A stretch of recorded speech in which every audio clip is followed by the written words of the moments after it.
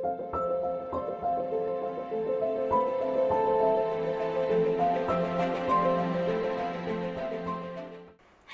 and Namaste, मैं Priyanka Singh and welcome to Law Gurukul. Intellectual property rights, one of the interesting subject of our law syllabus. There are different categories of intellectual property rights: copyright, patent, trademark, design, geographical indication, plants and varieties, etc. आज के lecture में हम पढ़ेंगे infringement of trademark. इसके कितने types होते हैं और क्या क्या चीजें इन्फ्रिंजमेंट नहीं है, इनको हम समझेंगे with the help of Trademark Act 1999, Section 29 and 30. Let's start with a basic introduction. Trademark. What is trademark? India is a mixed market. India में बहुत सारी कंपनीज हैं, इंडस्ट्रीज है जिसमें बहुत अच्छा खासा कंपटीशन है. कंपटीशन में सरवाइव करने के लिए जरूरी है कि आप अपने प्रोडक्ट को सेपरेट रिकॉग्निशन दें, उनकी सेपरेट वैल्यू बताएं. तो ये सेपरेट रिकॉग्निशन और वैल्यू आप कैसे दे सकते हैं? Only with the help of trademark.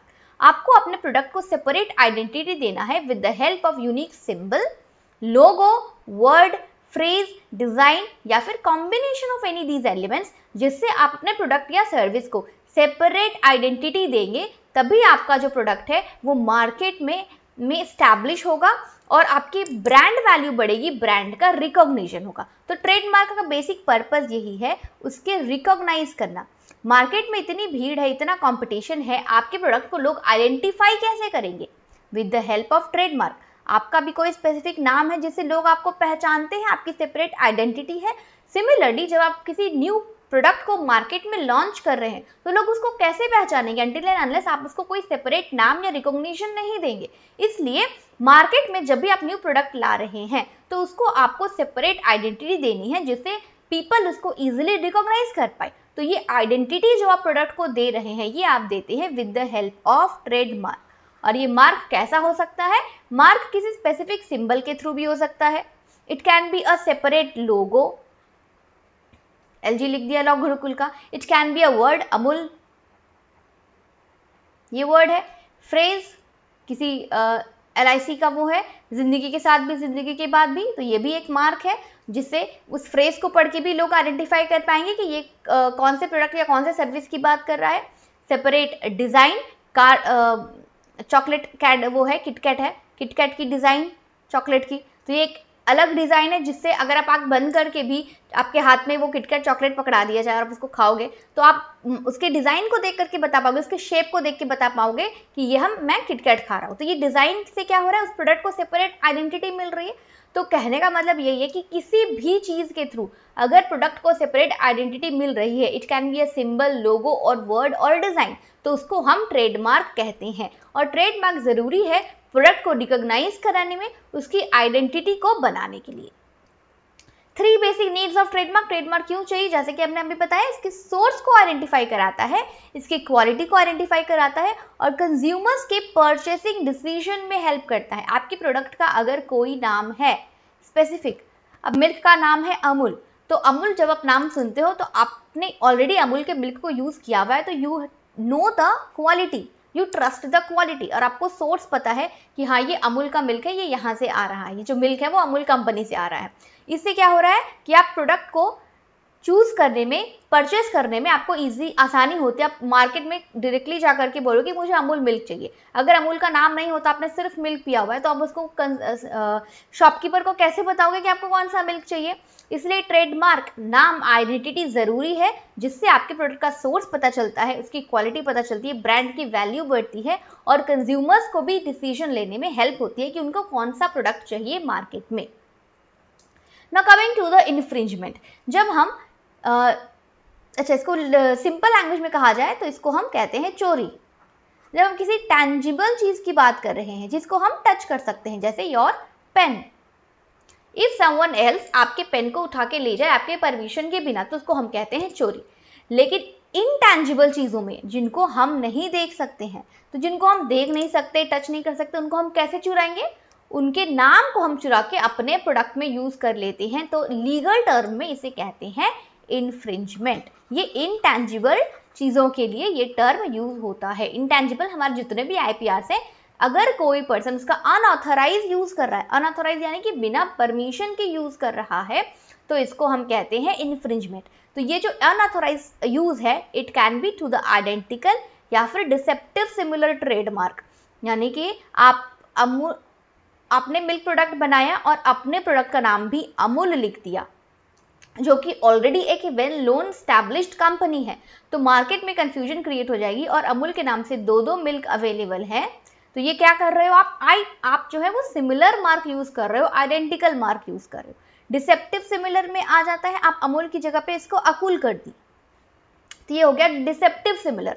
वो अमूल है वो अकूल है, लेकिन इससे क्या होगा, मार्केट में पब्लिक में कंफ्यूजन क्रिएट होगी कि वो एग्जैक्टली कौन सा मिल्क उन्हें यूज करना चाहिए। तो जो ट्रेडमार्क प्रोटेक्शन का जो मेन पर्पस है कि जो कंज्यूमर्स है वो इजीली आइडेंटिफाई कर पाए और वो परचेसिंग डिसीजन इजीली ले पाए। तो अगर इन्फ्रिंजमेंट होता है तो जो मेन पर्पस है ट्रेडमार्क का वो ही फुलफिल नहीं होगा, कंज्यूमर्स में कंफ्यूजन क्रिएट हो जाएगी रिगार्डिंग देयर परचेसिंग डिसीजन, इसलिए इसको ट्रेडमार्क इन्फ्रिंजमेंट कहते हैं। टाइप्स ऑफ इन्फ्रिंजमेंट दो टाइप्स के होते हैं, डायरेक्ट इन्फ्रिंजमेंट और इनडायरेक्ट इन्फ्रिंजमेंट। नाम से ही समझ में आ रहा है, जहां पर डायरेक्टली दिख रहा है कि सामने वाला पर्सन जो है वो आपके ट्रेडमार्क को इन्फ्रिंज कर रहा है। तो ये कैसे, अनऑथोराइज यूज के थ्रू, जैसे कि आपने बताया अभी अमूल कंपनी है और आपने भी एक प्रोडक्ट बनाया और उस पर अमूल का ठप्पा लगा दिया, तो ये हो गया अनऑथोराइज यूज। क्लियरली ये दिख रहा है कि आपने दूसरे के ब्रांडिंग को, दूसरे के नाम को अपने प्रोडक्ट पर यूज किया है ओनर के परमिशन के बिना। अब इसमें एक चीज ये याद रखनी है, नॉलेज एंड कंसेंट, ये दो अलग अलग चीजें हैं, ठीक है ना। नॉलेज यानी कि आपकी जानकारी में है, कंसेंट यानी कि आपने परमिशन दिया हुआ है। तो अनऑथोराइज्ड यूज में अगर आप क्लेम कर रहे हो कि सामने वाला पर्सन मेरे प्रोडक्ट को मेरे बिना परमिशन के यूज कर रहा है, तो कोर्ट इसमें देखेगी कि नॉलेज पर फोकस करती है कि आपको पता था या नहीं पता था। अगर आपके पास नॉलेज थी, आपको पता था कि सामने वाली कंपनी आपके प्रोडक्ट, आपके मार्क को यूज कर रही है और आपने 1-2 साल ऐसे उसको यूज करने दिया, फिर तीसरे साल में जाकर के आप कोर्ट में जा रहे हो कि इसने मेरे जो नाम है, मेरा जो ट्रेडमार्क है उसका इन्फ्रिंजमेंट किया है, तो कोर्ट उसको इन्फ्रिंजमेंट नहीं मानेगी और इसको ऐसा माना जाता है कि अगर आपकी नॉलेज में है और आपने इसको स्टॉप नहीं किया है, it means you have given the consent. तो नॉलेज पर फोकस किया जाता है। तो ये चीज याद रखना है कि जब भी आप अनऑथोराइज यूज के लिए, इन्फ्रिंजमेंट के लिए जा रहे हो, तो नॉलेज नहीं होनी चाहिए। अगर प्रायर नॉलेज है आपको कि सामने वाला पर्सन आपके मार्क को यूज कर रहा है, तो एट दैट पॉइंट ओनली आपको वहीं पर उसको स्टॉप कर देना है, इसको इन्फ्रिंज होने नहीं देना है। लेकिन नॉलेज होने के बावजूद अगर आप अलाउ कर रहे हो, it means you are giving the consent और ये इन्फ्रिंजमेंट की कैटेगरी में नहीं आएगा और आपको इसके लिए कोई भी क्लेम, कोई भी कंपेंसेशन नहीं मिलेगी। नेक्स्ट इज आइडेंटिकल और डिसेप्टिव सिमिलर। डायरेक्ट इन्फ्रिंजमेंट में क्या होता है, कैसे आप अनऑथोराइज यूज कर रहे हो, उससे मिलता जुलता नाम यूज कर रहे हो, उसके जो फॉन्ट स्टाइल्स वगैरह है उनको कॉपी कर ले रहे हो, तो ये सब चीजें जो है वो डायरेक्ट इन्फ्रिंजमेंट की कैटेगरी में आती हैं। Third is registered trademark. आपने अपने प्रोडक्ट को कोई एक सेपरेट लोगो दे दिया, ये सपोज ये स्टार दे दिया, स्टार, इसको आपने ट्रेडमार्क ऑफिस में जाके प्रॉपर फीस वगैरह देकर इसको रजिस्टर करा लिया। उसके बाद कोई पर्सन आपके मार्क को यूज कर रहा है, that will amounts to trademark infringement. ये हो गया हमारा फॉर द रजिस्टर्ड ट्रेडमार्क। लेकिन देयर आर सम कैटेगरीज जहां पर आपने ये स्टार को यूज बनाया तो है अपनी कंपनी का, लेकिन आपने रजिस्टर नहीं करवाया। आप 2-3 साल ऐसे ही चला रहे हो, मार्केट में अपने प्रोडक्ट पर ये स्टार का ये लोगो और ये लिख करके अपने प्रोडक्ट को मार्केट में सेल कर रहे, 2-3 साल हो गए। उसके बाद आपने देखा कि कोई दूसरी कंपनी जो है वो भी अपने प्रोडक्ट पे ये सेम ट्रेडमार्क यूज कर रही है और आप जाते हो कोर्ट में, लेकिन आपने अपने मार्क को रजिस्टर्ड नहीं करवाया है, but still you have the right to protect your trademark और इसके इन्फ्रिंजमेंट को हम कहते हैं पासिंग ऑफ। पासिंग ऑफ और इन्फ्रिंजमेंट का डिफरेंस समझ में आ गया। रजिस्टर्ड ट्रेडमार्क को अगर कोई अनऑथोराइज यूज करता है तो दैट इज कॉल्ड इन्फ्रिंजमेंट, और अनरजिस्टर्ड ट्रेडमार्क अगर कोई अनऑथोराइज यूज करता है that amounts to passing off. अब दोनों में डिफरेंस क्या है, जब आपका ट्रेडमार्क रजिस्टर्ड है तो आपको सिर्फ ये प्रूव करना है कोर्ट में कि सामने वाला पर्सन आपके मार्क को यूज कर रहा है without your permission, that's it. उसके बाद कोर्ट इन्वेस्टिगेट करेगी कि हाँ वो कर रहा है या नहीं कर रहा है, उसके बाद आपको कंपेंसेशन दे दिया जाता है। लेकिन जब हम पासिंग ऑफ की बात करें तो उसमें बहुत सारे क्राइटेरियाज होते हैं जिसमें आपको पहले प्रूव करना होता है कि आपका गुडविल उससे कनेक्टेड है, आप प्रायर यूजर हो, आपके मार्क को मिसरिप्रेजेंट किया जा रहा है और आपको डैमेज हुआ है, तो ये बहुत सी चीजें अगर प्रूव करोगे जब भी आपको पासिंग ऑफ की कैटेगरी में रेमेडीज, डैमेजेस या फिर प्रोटेक्शन मिलेगा। तो इन सब चीजों से बचने के लिए ये सजेस्ट किया जाता है कि आप अपने मार्क को, जब आप बिजनेस बना रहे हो, प्रोडक्ट बना रहे हो, तो अपने मार्क को रजिस्टर कराएं, अपने एक्सक्लूसिव राइट्स को सिक्योर करवाएं, जिससे बाद में अगर कोई पर्सन इन्फ्रिंज करता है आपके राइट्स को तो आप अपने राइट्स को इजीली प्रोटेक्ट कर पाएं।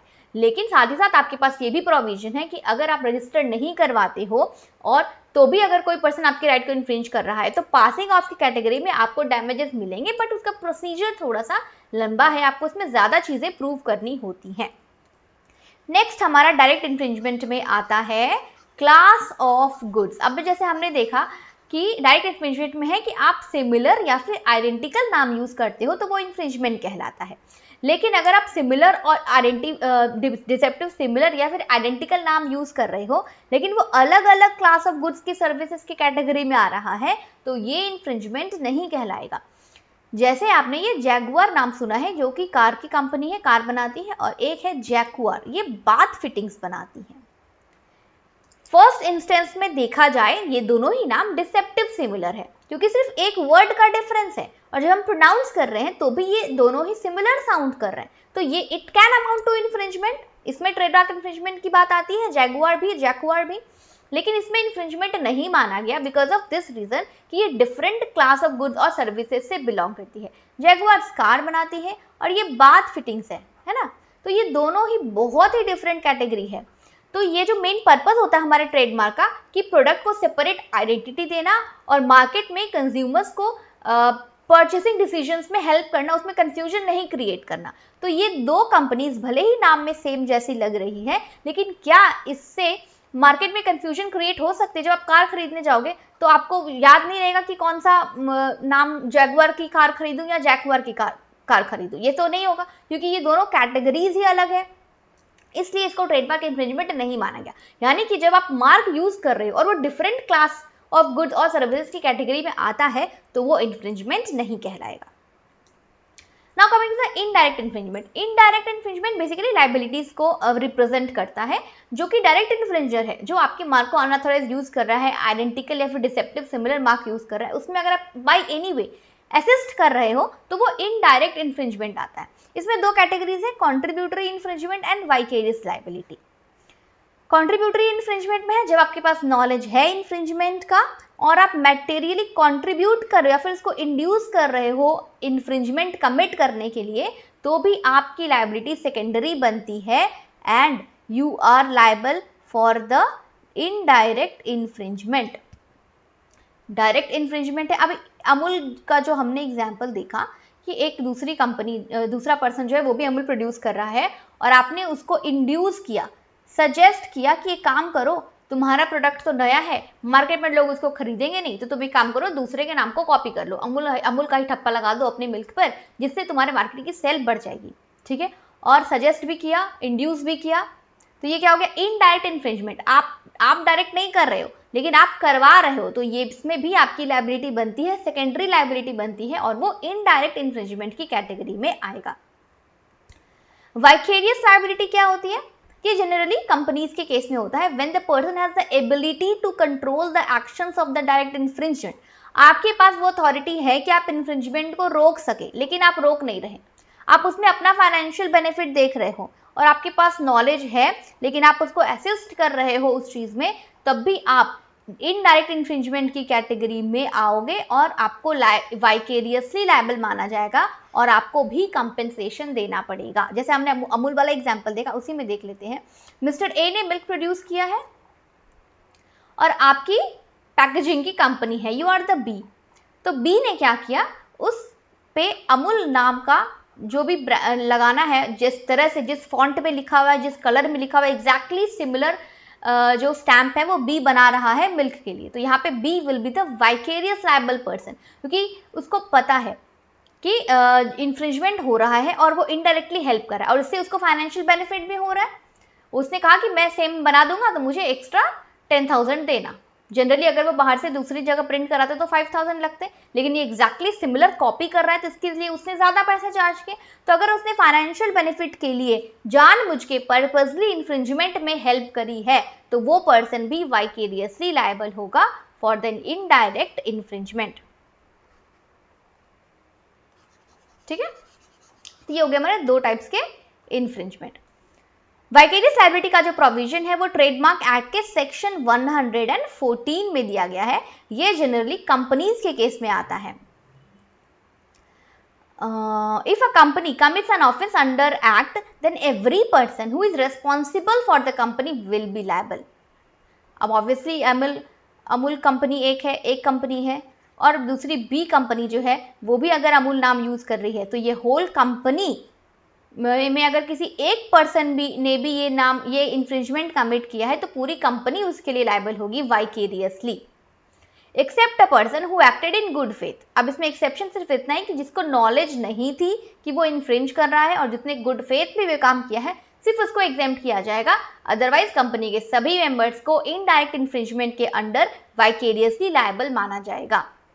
सो on the whole, indirect infringement occurs when a person, though not infringing directly, जो डायरेक्टली इन्फ्रिंजमेंट नहीं कर रहा है, डायरेक्टली अनऑथराइज यूज नहीं कर रहा है, लेकिन दूसरे पर्सन के थ्रू इन्फ्रिंजमेंट कर रहा है, वो इनडायरेक्ट इन्फ्रिंजमेंट कहलाता है। With the growth of e-commerce industry, liability for indirect infringement is extremely important as holds every involved person accountable. जो मेन पर्पस है ट्रेडमार्क का, राइट्स को प्रोटेक्ट करना। तो अभी ये इस कॉम्पिटिटिव मार्केट में, ई कॉमर्स के इंडस्ट्री में ये जरूरी हो गया कि हम सिर्फ डायरेक्ट इन्फ्रिंजर को पकड़ के उसको पनिश नहीं करके, जो इनडायरेक्ट इन्फ्रिंजर है उसको भी सेपरेटली उतना ही इक्वली ही लायबल माने, जो भी उस तरह के इन्फ्रिंजमेंट में असिस्ट करता है, हेल्प करता है। एक बार आते हैं हम ट्रेडमार्क एक्ट के प्रोविजंस पर। सेक्शन 29 ऑफ ट्रेडमार्क एक्ट ये कहता है कि ग्राउंड्स ऑफ इन्फ्रिंजमेंट क्या क्या है। अभी हमने पढ़ लिया, जस्ट सिमिलर चीजों को हम एक्ट के प्रोविजन के साथ साथ में पढ़ लेते हैं। सेक्शन 29 बताया गया है कि किन किन ग्राउंड्स पर इन्फ्रिंजमेंट हो सकता है। तो सबसे पहला, identity with the registered trademark. Registered trademark के जैसा ही आप मार्क यूज करोगे तो वो एज पर सेक्शन 29 इन्फ्रिंजमेंट कहलाएगा। लाइक्लीहुड ऑफ कंफ्यूजन, यानी कि डिसेप्टिव सिमिलर अगर मार्क आप यूज कर रहे हो जिससे कस्टमर्स में कंफ्यूजन क्रिएट हो सकती है रिगार्डिंग द प्रोडक्ट आइडेंटिटी, तो वो भी इन्फ्रिंजमेंट कहलाएगा। Similarity to a mark with reputation, बिल्कुल एग्जैक्टली सिमिलर आप मार्क यूज कर रहे हो जिससे आप सामने वाले के गुडविल को भी यूज कर लोगे, तो ये भी इन्फ्रिंजमेंट कहलाएगा। अनऑथराइज्ड यूज ऑन लेबलिंग और पैकेजिंग, सेम नाम, सेम लोगो या फिर सेम वर्ड आप अपने प्रोडक्ट पर लेबल कर रहे हो या अपने पैकेजिंग में उसको ऐड कर रहे हो, तो ये भी इन्फ्रिंजमेंट कहलाएगा। Unfair advantage in advertising, advertising में आप उसको यूज कर रहे हो, तो ये भी जो है वो एज पर सेक्शन 29 इन्फ्रिंजमेंट कहलाएगा। नेक्स्ट हमारा सेक्शन 30 जो कि बात करता है कि क्या क्या चीजें इन्फ्रिंजमेंट नहीं है। दोनों ही चीजें इंपॉर्टेंट है, क्या इन्फ्रिंजमेंट है और क्या इन्फ्रिंजमेंट नहीं है। तो क्या इन्फ्रिंजमेंट है ये बताया गया सेक्शन 29 में, एंड सेक्शन 30 बताता है कि क्या क्या चीजें इन्फ्रिंजमेंट नहीं कहलाएगी। Using indicating characteristics, when the use of the trademark in relation to goods or services merely indicates their kind quality, यानी कि अगर कोई मार्क में सिर्फ उसके फीचर्स को बताया गया है तो ये इंडिकेटिंग कैरेक्टरिस्टिक्स है और ये ट्रेडमार्क इन्फ्रिंजमेंट नहीं कहलाएगा। जैसे एक मैगी वाला एक केस था, उसमें नाम था उसका मैजिक मसाला, है ना।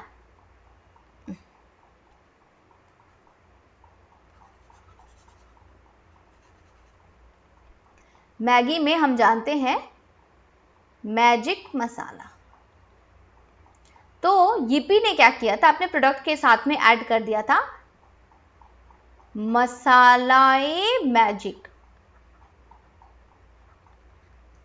अब इसके लिए वो कोड गए कि मेरे वर्ड को थोड़ा सा डिसेप्टिव सिमिलर करके, मेरे फ्रेज को डिसेप्टिव सिमिलर बता करके दूसरी कंपनी यूज कर रही है। तो इसमें कोर्ट ने ये कहा कि ये इन्फ्रिंजमेंट नहीं है क्योंकि ये उस प्रोडक्ट के सिर्फ क्वालिटी को बता रहा है, उसके कैरेक्टरिस्टिक्स को बता रहा है। तो इन सब चीजों पर आप ट्रेडमार्क प्रोटेक्शन जो है वो क्लेम नहीं कर सकते हैं, तो ये इन्फ्रिंजमेंट नहीं कहलाया। मैजिक मसाला और मसालाए मैजिक ये दोनों अलग अलग फ्रेज हैं और ये सिर्फ उसकी कैरेक्टरिस्टिक्स को बता रहे, उसके काइंड को बता रहे कि वो कैसा है, उसको सेपरेट आइडेंटिटी इससे नहीं मिल रही, इसलिए इन्फ्रिंजमेंट नहीं कहलाएगा।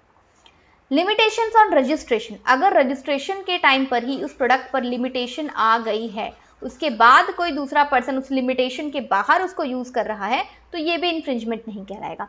जैसे कि आपने बाटा रजिस्टर करवाया है, तो बाटा को आपने स्पेसिफिकली शूज के लिए रजिस्टर कराया है, इसके अलावा दूसरी कैटेगरीज के लिए नहीं, लेदर शूज। ओके, तो ये आपने स्पेसिफिक आपके रजिस्ट्रेशन में लिमिटेशंस के साथ है कि आप सिर्फ बाटा नाम से लेदर के शूज ही बना सकते हो। तो अगर कोई बाटा के नाम से जो है उसके एरिया के बाहर कोई चीज बना रही है, जैसे लेदर के बैग बना रही है, तो ये आउटसाइड द स्कोप है, तो ये भी इन्फ्रिंजमेंट नहीं कहलाएगा।